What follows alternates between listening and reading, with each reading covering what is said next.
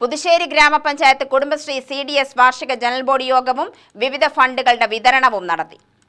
Puthussery panchayat EK Nayanar സ്മാരക convention സെന്ററിൽ നടന്ന വിതരണം ക്ഷേമകാര്യ standing committee chairman P. Sujith ഉദ്ഘാടനം ചെയ്തു.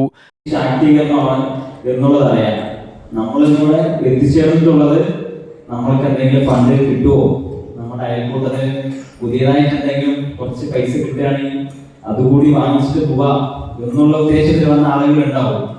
ചിലപ്പോൾ മീറ്റിങ്ങിന് വന്നിട്ട് ഇങ്ങനെ അടുത്ത റോഡ് ചിലപ്പോൾ വൈകിപ്പിക്കുമോ ചെയർപേഴ്സൺ എന്ന് വിചാരിച്ച് വന്നവരും ഉണ്ടാവാം.